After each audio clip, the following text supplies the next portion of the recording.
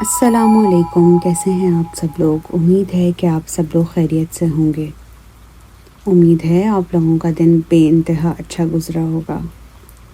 Story شروع کرنے سے پہلے میری آپ لوگوں سے درخواست ہے کہ میرے چینل کو سبسکرائب کر دیجئے۔ آپ لوگوں کے لائکس اور آپ لوگوں کا ویڈیو دیکھنے کا بے انتہا شکریہ۔ چلیے چلتے ہیں ہماری سٹوری کی جانب۔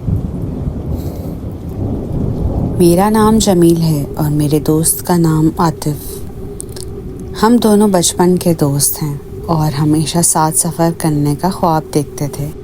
اس بار ہم نے فیصلہ کیا کہ ہم ایک دلچسپ اور طویل ٹرین میں سفر کریں گے۔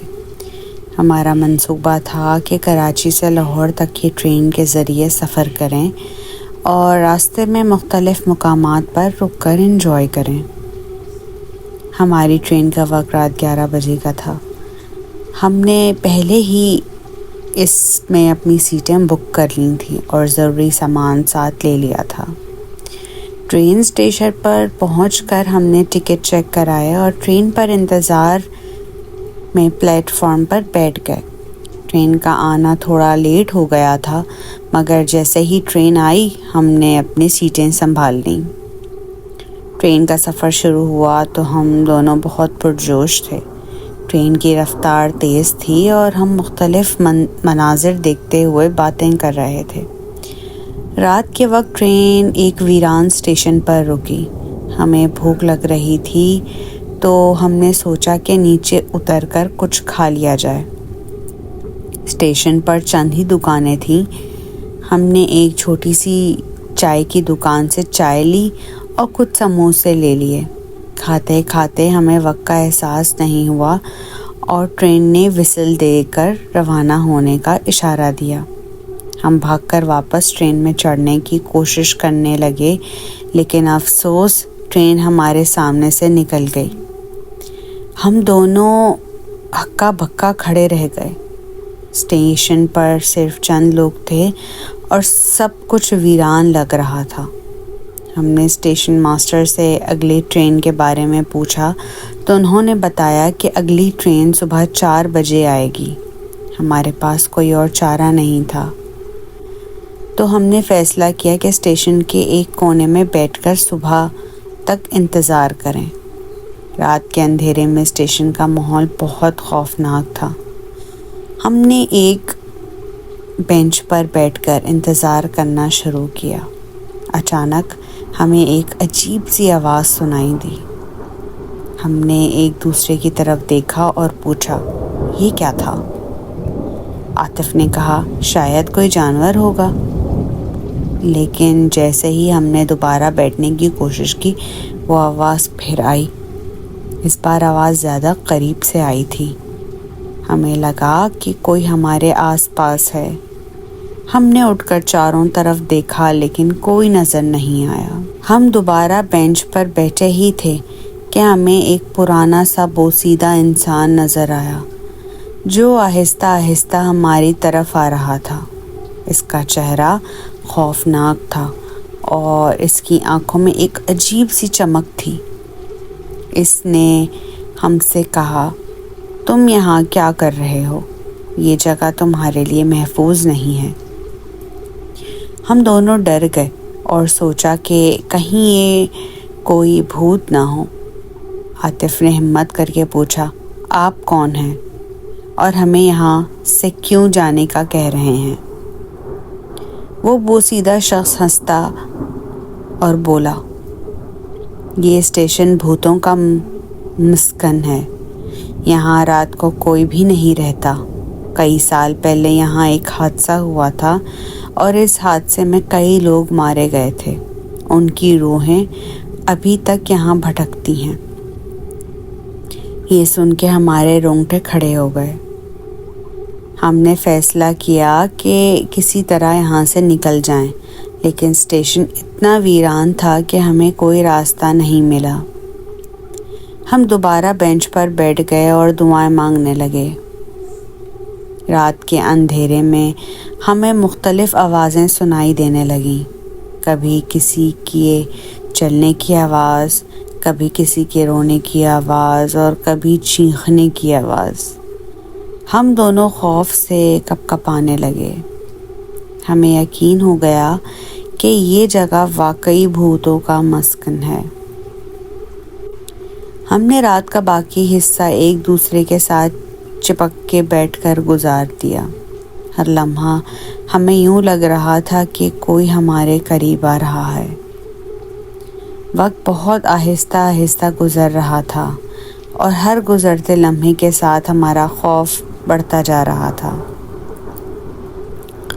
آخر کار صبح کا وقت ہوا اور ہمیں اسٹیشن پر کچھ لوگ نظر آئے۔ ہمیں لگا کہ ہم بچ گئے ہیں۔ اگلی ٹرین آئی اور ہم فوراً اس میں سوار ہو گئے۔ ٹرین میں بیٹھ کر ہم نے سکون کا سانس لیا اور سوچا کہ یہ رات ہمیں کبھی نہیں بھول پائیں گے۔ لاہور پہنچ کر ہم نے اس وقت کو اپنے دوستوں کے ساتھ شیئر کیا۔ کسی نے یقین کیا، کسی نے نہیں، لیکن ہمارے لیے وہ رات خوفناک خواب کی طرح تھی جو ہم کبھی نہیں بھول سکتے۔ اس وقت واقعے نے ہماری ایک سبق دیا، کبھی بھی غیر محفوظ اور ویران جگہوں پر رات گزارنے کا رسک نہیں لینا چاہیے۔ اب جب بھی ہم کسی سفر پر نکلتے ہیں تو یہ بات ہمیشہ ذہن میں رکھتے ہیں۔ چلیے چلتے ہیں ہماری اگلی سٹوری کی جانب۔ میرا نام علی ہے اور میرے دوست کا نام زبیر۔ ہم دونوں نے حال میں ہی اپنے گریجویشن مکمل کی تھی اور کچھ دنوں کے لیے شہر کی مصروف زندگی سے دور جانے کا ارادہ کیا۔ ہمارا منصوبہ تھا کہ ہم اپنے گاؤں جائیں گے جو شہر سے کافی دور واقع تھا۔ وہاں کی خوبصورتی اور سکون ہمارے لیے ہمیشہ دلکش رہا ہے۔ ایک دن ہم نے فیصلہ کیا کہ ہم بس کے ذریعے اپنے گاؤں کا سفر کریں گے۔ یہ سفر تقریباً 10 گھنٹے کا تھا اور ہمیں راستے میں خوبصورت مناظر دیکھنے کا موقع ملتا۔ ہم نے صبح سویرے اپنی بس پکڑی اور روانہ ہو گئے۔ بس میں کافی لوگ تھے، سبھی اپنے کاموں میں مصروف تھے۔ کچھ لوگ سو رہے تھے، کچھ باتیں کر رہے تھے، کچھ لوگ کھڑکی کے باہر دیکھ رہے تھے۔ ہم دونوں بھی بہت پرجوش تھے۔ ہم نے اپنے لیے کھانے پینے کی کچھ چیزیں لیں اور راستے میں مختلف مقامات پر رکنے کا ارادہ کیا تھا۔ سفر کا آغاز بہت خوشگوار تھا۔ ہم نے مختلف قصبوں اور دیہاتوں کو دیکھا اور خوبصورت مناظر سے لطف اندوز ہوئے۔ دوپہر کا وقت ہوا اور بس ایک چھوٹے سے قصبے میں رک گئی۔ وہاں ہم نے کچھ کھانے پینے کا سامان لیا اور تھوڑی دیر آرام کیا۔ پھر بس دوبارہ روانہ ہوئی۔ جیسے جیسے وقت گزرتا گیا راستہ ویران ہوتا گیا اور دن کا اجالا شام کے سائے میں بدلنے لگا۔ بس میں بھی خاموشی چھا گئی تھی۔ زیادہ تر مسافر سو چکے تھے یا آرام کر رہے تھے۔ رات کے وقت بس ایک جنگل سے گزرنے لگی۔ جنگل بہت گھنا اور سنسان تھا۔ اچانک بس کے انجن سے عجیب و غریب آوازیں نکلنا شروع ہو گئیں۔ ڈرائیور نے بس کو روکا۔ ہمیں بتایا گیا کہ بس خراب ہو گئی ہے اور اسے ٹھیک ہونے میں کچھ وقت لگے گا۔ ڈرائیور نے ہمیں کہا کہ بس کے اندر ہی رہیں اور باہر نہ نکلیں کیونکہ یہ جگہ محفوظ نہیں ہے۔ ہم نے بس کے اندر ہی رہنے کا فیصلہ کیا، مگر کچھ مسافر باہر نکل کر ادھر ادھر ٹہلنے لگے۔ جنگل کی خاموشی میں بس کے انجن کی آواز سنائی دے رہی تھی۔ اچانک ہمیں دور سے ایک عورت کی آواز سنائی دی جو مدد کے لیے پکار رہی تھی۔ ہم سب نے حیرت سے ایک دوسرے کی طرف دیکھنا شروع کیا اور سوچا کہ اس ویران جنگل میں کون ہو سکتا ہے۔ زبیر نے کہا، یار یہ تو بہت عجیب لگ رہا ہے، اس وقت اس جنگل میں کوئی عورت کیسے ہو سکتی ہے؟ ہم نے کہا ہاں واقعی ہمیں احتیاط کرنی چاہیے۔ اتنے میں کچھ لوگ بس سے باہر نکلے اور آواز کی طرف جانے لگے۔ ہم نے انہیں روکنے کی کوشش کی مگر وہ نہیں مانے۔ جیسے ہی وہ لوگ آواز کی طرف بڑھے، اچانک ایک زوردار چیخ سنائی دی اور پھر سب کچھ خاموش ہو گیا۔ ہم سب خوفزدہ ہو گئے اور بس کے اندر ہی رہنے کا فیصلہ کیا۔ کچھ دیر بعد وہی عورت بس کے قریب آ گئی۔ اس کا حلیہ بہت خوفناک تھا، لمبے بال، سرخ آنکھیں اور پھٹے ہوئے کپڑے۔ ہم سب نے اسے دیکھا تو ہمارے رونگٹے کھڑے ہو گئے۔ وہ چڑیل کی طرح لگ رہی تھی۔ وہ بس کے دروازے کے پاس آ کر زور زور سے ہنسنے لگی اور بس کے دروازے کو کھولنے کی کوشش کرنے لگی۔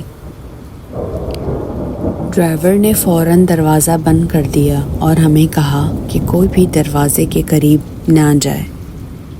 چڑیل نے بس کے چاروں طرف چکر لگانا شروع کر دیا اور کھڑکیوں پر ہاتھ مارنے لگی۔ ہم سب خوف سے کپ کپانے لگے اور دعائیں کرنے لگے۔ چڑیل نے اچانک کھڑکی کے شیشے پر زور سے ہاتھ مارا اور زوردار چیخ ماری۔ شیشہ ٹوٹ گیا اور چڑیل نے اندر آنے کی کوشش کی۔ ہم سب نے مل کر کھڑکی کو بند کرنے کی کوشش کی مگر چڑیل کی طاقت بہت زیادہ تھی۔ اس نے ایک مسافر کو پکڑ لیا اور اس کھڑکی سے باہر کھینچنے لگی۔ ہم نے مل کر اس مسافر کو بچانے کی کوشش کی مگر چڑیل نے اسے باہر کھینچ لیا اور جنگل میں غائب ہو گئی۔ یہ منظر دیکھ کر ہماری حالت غیر ہو گئی۔ ڈرائیور نے فوراً بس اسٹارٹ کری اور ہمیں وہاں سے نکلنے کی کوشش کی۔ کچھ دیر بعد بس دوبارہ چلنے لگی اور ہم نے اس خوفناک جگہ کو چھوڑ دیا۔ رات بھر ہم نے ایک دوسرے کو سنبھالنے کی کوشش کی اور صبح کے وقت ہم گاؤں پہنچ گئے۔